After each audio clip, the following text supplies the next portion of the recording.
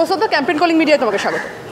কৌস্তবদা, আমরা দেখছি যে বিজেপিতে তোমাকে নিয়ে চরম উন্মাদনা, কেমন লাগছে?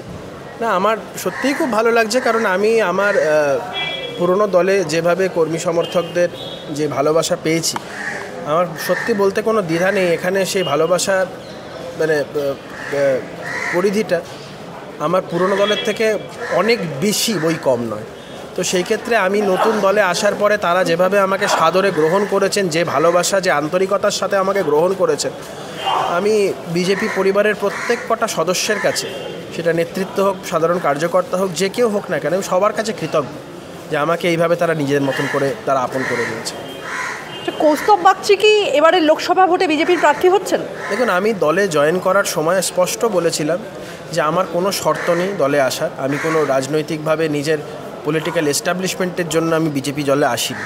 আমার কিছু এজেন্ডা ছিল, সেই এজেন্ডাগুলো হচ্ছে কংগ্রেসের তৃণমূলের প্রতি না লড়াই করার মনোভাব, কংগ্রেসের তৃণমূলের সাথে সেটিং করে চলার মনোভাব। সেই জায়গা থেকে দাঁড়িয়ে আমার মনে হয়েছিল যে পশ্চিমবঙ্গে তৃণমূলের বিরুদ্ধে যে লড়াই, সেই লড়াইটা করার জন্য বিজেপি হচ্ছে আদর্শ প্ল্যাটফর্ম। তো সেখানে আমি বলেছিলাম যে আমার কোনো দাবি নেই, একটাই দাবি আমার, যে রাজ্য থেকে তৃণমূলকে উৎখাত করতে হবে, এবং সেই লড়াইতে আমার জন্য একজন ক্ষুদ্র সৈনিকের ভূমিকা থাকে। তো আমি স্পষ্ট করে দিয়েছিলাম যে আমার কোনো রকম কোনো নির্বাচনে দাঁড়ানো বা টিকিট নেওয়ার এই ধরনের কোনো পূর্ব শর্ত দিয়ে আমি দলে আসি। কৌস্তবদা, অর্জুন সিংয়ের বিজেপিতে ফেরা নিয়ে কী বলবেন? অর্জুনবাবু দীর্ঘদিনের নেতা, দীর্ঘদিনের লড়াইয়ের নেতা। তিনি বিগত 2019 সালেও বিজেপির হয়ে জিতেছিলেন। এরপরে বেশ কিছু পরিস্থিতি তৈরি হয়েছিল, যেটাকে কেন্দ্র করে ওনাকে আবার তৃণমূল কংগ্রেসে ফিরতে হয়েছিল। সেটা না হলেই বরঞ্চ ভালো হতো, কিন্তু বি দ্যাট অ্যাজ ইট মে, উনি যখন নিজের ভুল স্বীকার করে উনি ফিরে এসছেন, তো সেই ক্ষেত্রে বিজেপি যেখানে নেতৃত্ব যেখানে ওনাকে গ্রহণ করেছেন, সেখানে আর কারোর কিছু বলার থাকতে পারে না। নেতৃত্ব সব দিক ভেবেচিন্তে ওনাকে গ্রহণ করেছেন। তো সেই ক্ষেত্রে সাধারণ কর্মী সমর্থকরাও একইভাবে ওনাকে গ্রহণ করবেন, এটাই খুব স্বাভাবিক। একটু আধটু অসন্তোষ থাকবে, কিন্তু সেগুলো খুব একটা বড় আকার নেবে না। এগুলো সমস্ত পরিবারই একটু আধটু হয়, এগুলো সব মিটে যাবে। কৌস্তবদা, অর্জুন সিং কি ব্যারাকপুরের বিজেপি প্রার্থী হচ্ছেন? দেখুন, আমি তো এটা বলার কেউ নই, এটা পার্টির সেন্ট্রাল পার্লামেন্টারি বোর্ড আছে, তারা প্রার্থী ডিসাইড করে। তো তারা ডিসাইড করবে, এখানে আমার কোনো বক্তব্য, এখানে আলাদা করে কোনো গুরুত্ব নেই। মানে আমি ডিসিশন মেকিং অথরিটি নই যে এখানে কে প্রার্থী হবে কে হবে না। দল যাকে ভালো মনে করবে সেই প্রার্থী হবে। কৌস্তবদা, পার্থ ভৌমিক বলছেন অর্জুন প্রার্থী হলে সেখানে বিজেপি করার লোক থাকবে না, কি বলবেন? দেখুন, পার্থ ভৌমিকের এই মুহূর্তে তৃণমূল কংগ্রেসের প্রার্থী হওয়ার পরে উনি বুঝতে পারছেন যে ব্যারাকপুরে আর যাই হোক তৃণমূল কংগ্রেসের পক্ষে জেতা সহজ হবে না, এবং ব্যারাকপুরের মানুষ আবার যে পদ্মফুলের প্রার্থীকে নির্বাচিত করবেন, এটা জলের মতন পরিষ্কার হয়ে গেছে। তো পার্থ ভৌমিক এইসবগুলো, দেখুন একটা খুব ইম্পর্টেন্ট বিষয়, যদি উনি কনফিডেন্ট থাকতেন উনি এমএলএশিপ থেকে পদত্যাগ করে নির্বাচন লড়তেন। উনি কনফিডেন্ট নয়, কারণ উনি জানেন যদি নির্বাচন হেরে যায় আম ছাড়া দুটোই চলে যাবে, এমএলএশিপও চলে যাবে, মন্ত্রিত্বও চলে যাবে, ওই জন্য পদত্যাগও করছেন না। কৌস্তবদা, রাজ্যের সেচমন্ত্রী তথা উত্তর 24 পরগনা জেলা তৃণমূল কোর কমিটির আহ্বায়ক পার্থ ভৌমিক দলের কর্মীদের হুঁশিয়ারি দিচ্ছেন যে পঞ্চায়েত বা পুর নির্বাচনে দলীয় প্রার্থীরা নিজেদের এলাকায় যে ভোটের ব্যবধানে জয়ী হয়েছিলেন, লোকসভা ভোটে সেই সব এলাকায় জয়ের ব্যবধান কমে গেলে দল তাদের বিরুদ্ধে কড়া পদক্ষেপ নেবে, কি বলবেন? মানে এটার মানে হচ্ছে যে ছাপ্পা রিগিং এগুলো সমস্ত সবাইকে সেইভাবে করতে হবে, কারণ যেই ব্যবধানটা তারা পেয়েছিলেন সেই ব্যবধান তো মানুষের ভোটে নয়, ছাপ্পা রিগিংয়ের মাধ্যমে। তো এই বিষয়গুলো যখন উনি বলছেন, সেই বিষয়গুলো মানে হচ্ছে পরোক্ষভাবে উনি আবার ছাপ্পা রিগিং করার জন্য কর্মী সমর্থকদের বলছেন। তো এটা তৃণমূলের চরিত্র, এটা নিয়ে মানে এটা বলা না বলার মধ্যে কোনো তফাৎ নেই। বলে দিয়েছেন স্পষ্টভাবে, না বললেও সেই একই জিনিস তারা করতে চেষ্টা করবে, কিন্তু এত সহজ হবে না। মানুষ প্রতিরোধ করবে, তারা যে ভাষায় প্রতিরোধ চাইবেন সেই ভাষায় প্রতিরোধ পাবেন। কৌস্তবদা, শওকত মোল্লা বলছেন যে বিচার ব্যবস্থার কলঙ্ক নাকি অভিজিৎ গঙ্গোপাধ্যায়, এবং তিনি আরও বলছেন যে বিচারপতি গঙ্গোপাধ্যায় যদি চন্দ্রপোড়া সাপ হয় তাহলে মমতা বন্দ্যোপাধ্যায় তাকে ঝাঁপিতে ভরে ফেলবে। শওকত মোল্লা বিচার ব্যবস্থা কথাটা একটু বাংলায় লিখে বা ইংরেজিতে লিখে দেখান তো। বড় বড় কথা বলছেন। আজকে সরকার ক্ষমতায় আছে তাই এত পুলিশ স্কট নিয়ে ঘুরে বেড়াচ্ছেন, পুলিশ পাইলট স্কট নিয়ে ঘুরে বেড়াচ্ছেন। যেদিনকে ক্ষমতায় থাকবেন না, রাস্তার কুকুরও তাদের পুষবেন না। তো এই ধরনের মানুষজনের কথার কোনো ভ্যালু নেই। মানুষের ভোটে তো এরা জেতে না, এরা মানুষের ভোট লুট করে এরা জেতে। তো এদের কথার কি গুরুত্ব আছে? আর আমি আবার বললাম, শওকত মোল্লা বিচার ব্যবস্থা কথাটা বাংলাতে বা ইংরেজিতে একটু লিখে দেখিয়ে দিন না, তারপরে কথা বলবেন বিচার ব্যবস্থা নিয়ে। তো শওকত মোল্লা বলছেন যে রাজ্যের 42টি আসনের মধ্যে নাকি 35টি আসন জিতবে তৃণমূল, এবং তমলুকে দেবাংশু ভট্টাচার্য অলরেডি বিজেপি নেতাদের ল্যাজে গোবরে করে ফেলেছে, তাই তমলুকের মানুষরা প্রাক্তন বিচারপতিকে জব্দ করে দেবে। নির্বাচনে আমি তো টিয়া পাখি নিয়ে বসে নেই, তবে এইটুকুন দেখতে পারবেন যে এবার বাংলার মানুষ আর যাই করুন না কেন তৃণমূল কংগ্রেসকে নির্বাচিত করার ভুলটা করবেন না। গোটা রাজ্য থেকে তৃণমূল কংগ্রেস নির্মূল হয়ে যাবে। মানুষ ভোট দেওয়ার জন্য মুখিয়ে আছে তৃণমূলের বিরুদ্ধে। সুযোগ পেলেই তৃণমূল কংগ্রেস বুঝতে পারবে তারা কোথা থেকে নিশ্চিহ্ন হয়ে যায়, তাদের নিজেরাই ধারণা করতে পারবে। দাদা, গার্ডেন রিচের বহুতল বিপর্যয়ের ঘটনায় যারা নিহত হলেন সেই নিহত এবং আহতদের পরিবারকে ক্ষতিপূরণ দেওয়ার ঘোষণা করেছেন মেয়র ববি হাকিম, এবং তিনি বলেছেন এই ইললিগাল কনস্ট্রাকশন নাকি একটি সামাজিক ব্যাধি এবং বাম আমল থেকেই নাকি এই ইললিগাল কনস্ট্রাকশনের রীতি চলে আসছে। কি রীতি চলে আসছে মানে এরা সেটাকে আরও বাড়িয়ে দিয়েছে। মানে একটা ভুল যেটা আগে হয়েছে সেটাকে যদি না থামিয়ে সেটাকে আরও মাল্টিপ্লাই করে দেয় দোষটা কার? ফিরহাদ হাকিম দিনের পর দিন যেভাবে এই সমস্ত দুর্নীতির থেকে বেনিফিটেড হয়েছে, আজকে একটা দুর্ঘটনা ঘটে গেছে বলে এখন ন্যাকাশে যেতে কোনো লাভ নেই।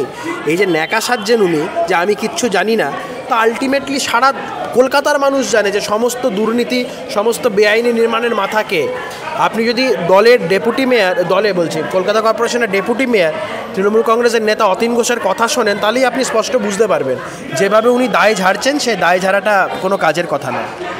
দাদা, হুগলির তৃণমূল প্রার্থী রচনা বন্দ্যোপাধ্যায় বলছেন হুগলিবাসী নাকি তাকে হুগলিতে প্রার্থী হিসেবে পেয়ে খুব লাকি, এবং তিনি আরও বলছেন যে সিঙ্গুরে নাকি অনেক কারখানা হয়েছে, রাস্তায় চিমনির ধোঁয়ায় রাস্তাঘাট অন্ধকার। তাহলে কী করে বলছেন আপনারা যে হুগলিতে কারখানা হয়, সিঙ্গুরে কারখানা হয়? মানুষ চান উনি দিদি নাম্বার ওয়ান ওই শোটা খুব ভালো করেন, ওটাই করবেন। সাংসদ হয়ে গেলে ওটার জন্য সময় দিতে পারবেন না।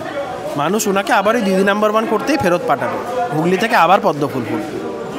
দাদা, প্রাক্তন বিচারপতি অভিজিৎ গঙ্গোপাধ্যায়কে ভোটে দাঁড়াতে নিষেধ করছেন তৃণমূল নেতা কুণাল ঘোষ। তিনি বলছেন যে আপনাকে তমলুকে নিয়ে যাচ্ছে সেই আপনাকে হারাবে, কারণ তার দলে অন্য কোনো বড় নাম সে সহ্য করতে পারে না। কুণাল ঘোষ তো এর আগেও অনেক অকথা কুকথা বলেছেন দলের বিরুদ্ধে, দলের হয়ে। এত কিছু করার পরেও 24-এর টিকিট পাওয়া যায়নি।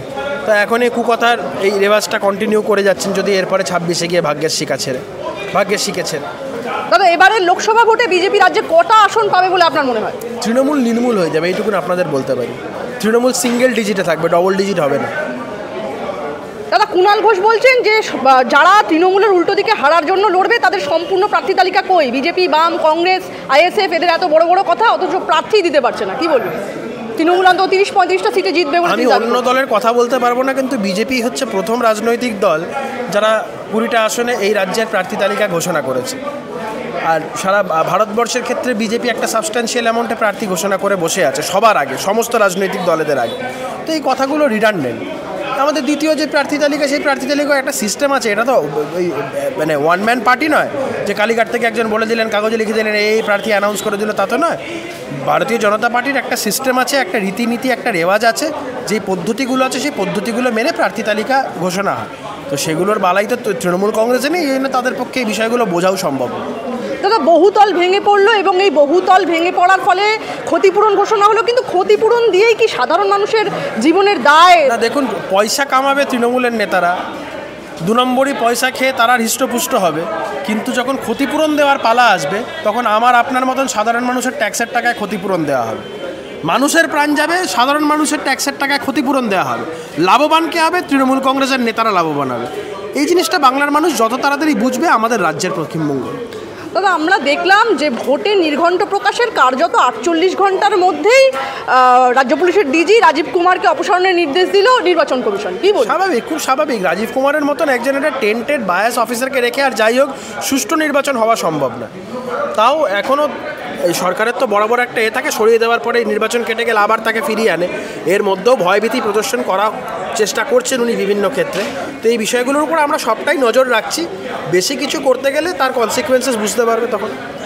আচ্ছা কৌস্তবদা, বিচারপতি অমৃতা সিনহা স্পষ্ট বক্তব্য দিয়েছেন যে বাড়ি ভাঙার নির্দেশের বিরুদ্ধে কোনো মামলার অনুমতি নয়। কি বলবেন?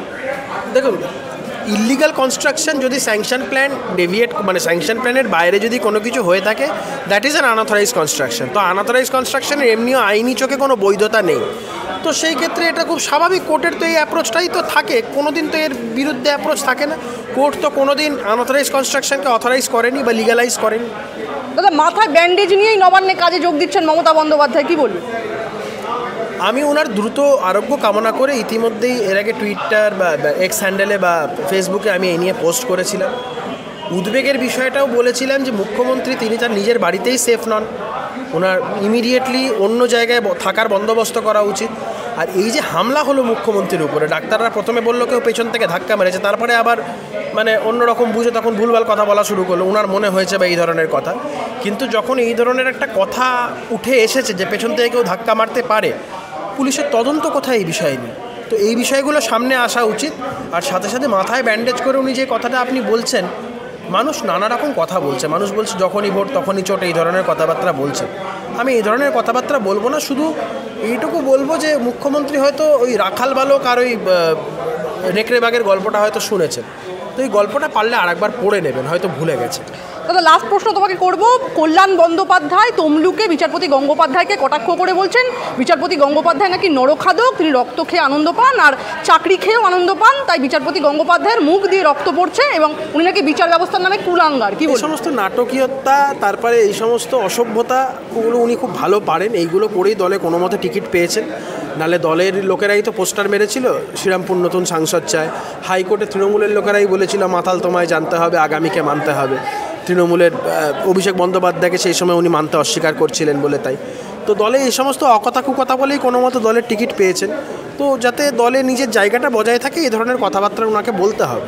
তৃণমূল করতে গেলে এই ধরনের কথাবার্তা না বলে থাকলে মানে টিকে থাকা যাবে না তৃণমূল কংগ্রেসে।